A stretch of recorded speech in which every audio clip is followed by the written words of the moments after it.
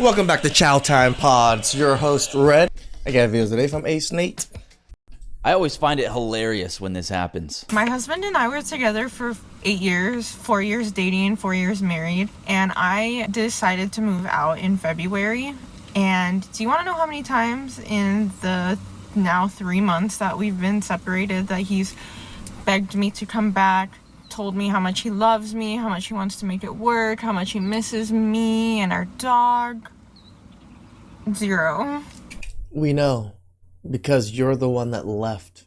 You're the one that initiated everything. You're the one that wanted to play this game and lost.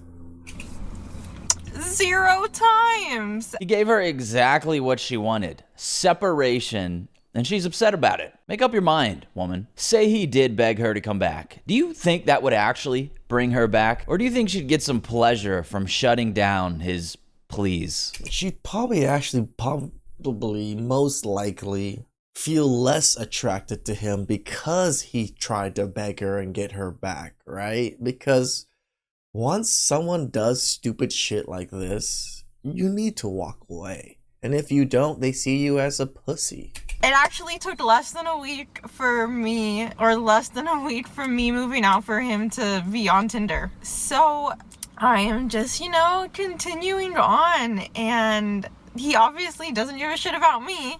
With every day that passes, I'm more and more sure. Women forget to realize that men, we love you, and we love you hard. But once that love diminishes, like when you break up with us or end our marriage, that shit's gone, right? And we don't care anymore. You become a nobody. Women forget you're nobodies. The only reason you're a somebody is because I chose to make you a somebody in my life. Of my decision to file for divorce. Imagine a guy divorces his wife and then goes around publicly offended she's not begging for him to come back. People would say he's toxic, and they'd even say he was abusive. Some women just want the gratification of both breaking a man's heart and knowing they were... Well, they also want to be the victim at the same time. ...so important that once they walked out, well, his entire world just froze. And that's why it bothers them so much when he doesn't come crawling back. Oh, and God forbid, starts doing better than them. The dilemma is that since we separated, he has thrived. 2 years ago, I ended my marriage. Nobody did anything wrong. It just fizzled out. And I thought life would be better and easier alone. Yeah, so she fizzled out, not it. The split was amicable and he's a great dad to our son. That's nice. The dilemma is that since we separated, he has thrived. He's lost loads of weight, he's got new friends, and he seems happier, healthier, and in a better mood than when we were married. Kind of sounds like life for him got better and easier alone, doesn't it? Whoops. Sounds like you were dragging him down. My son tells me about his travels and the new hobbies that he has. I haven't really moved on since the split. Everything is exactly the same. I just now don't have a husband, and all the jobs are on me.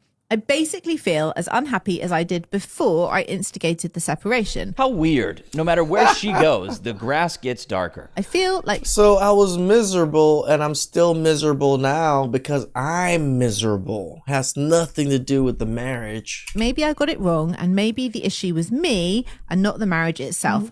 I created this mess and now I don't know how to move on. I mean, that sounds really hard. Her and other women in her situation often convince themselves they're doing far more than they actually are, while minimizing what he does, until they genuinely start believing life would somehow be easier without him there. Women round even the lowest amount of tasks to the nearest everything. This would mean like as soon as she's got to do one thing off of your list, now she's doing everything. She rounded it right to everything.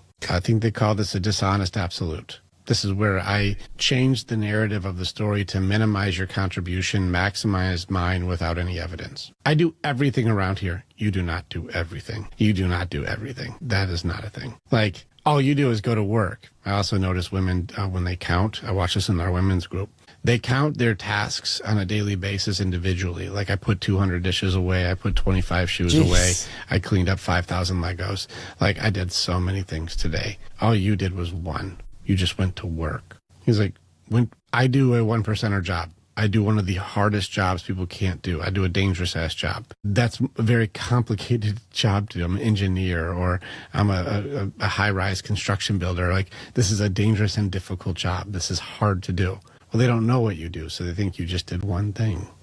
You just went to work. Doesn't matter what that is. For those of you that are struggling with this, let me give a simple example. When he stays home with the kids, he's a bum. When she stays home with the kids, it's the hardest job in the world. You're welcome. This is hilariously correct. Also, my ex told me that when I spend time with the kids, it's fun. When she does it, it's work. When I go to work, it's fun. When she works, it's work. Her life was so unfair, just like she wanted it to be. Damn. When I do chores around the house, I'm avoiding childcare, but when I care for our child, I'm just playing with the kid while she has to do all the chores. Exactly what my wife said when she divorced me, trying to hide the fact that she had a guy on the side. And I'm literally a cancer surgeon. If a man washes a dish and a woman isn't there to witness it, did it happen? It isn't about what actual work was performed. It's about what work they feel what was Wait, did you do it when she told you to do it? performed, and they only feel effort when it is theirs or they directly witness it. All other work is merely an abstraction. And Well, remember, the work has to directly benefit them. I think that's probably the biggest thing. If the work did not directly benefit them, they have no clue that the work was even done. And even if it directly benefits them, which you going to work and working a full job and paying bills directly benefits them, they still can't see it, right? Women are just insatiable. Like I always say, it's just not enough. It doesn't matter how much money you make. Doesn't matter what you do for them. It's always your fault because you're the man. I want to address this comment. He says it's gay for men to sit around and complain about women. First off, the guy wasn't even complaining. He was describing how women will often round up what they do and downplay what he does. So right away, that tells us what actually qualifies as complaining. Now, if left up to gynocentric NPCs like this, female bad behavior would go completely unacknowledged and men would still be utterly clueless about women. You know, furthering the whole women are so mysterious and complex narrative because apparently sharing observations and experiences is gay. It's a new era, and women... I mean, this is how men used to operate before, right? We used to be close-knit with each other in like different groups, speaking about our experiences with women, with jobs, with careers, with life. That's how you taught people, was going about your life with other people and just conversating and dispensing knowledge. That's how the world works. It's the best way to kind of get knowledge, other than, I guess, going on the internet and reading everything yourself. But even then, that's hard to retain when someone actually cares for you, teaches you, and instills you with knowledge that they know is important. Women being insulated from criticism is over. Girl dads and anyone else that gets offended over that will have to deal with it. Go give Nate some support. He's always giving us great videos and great insights. So please like, subscribe, comment down below. I really appreciate that. Catch you guys next time. Ciao.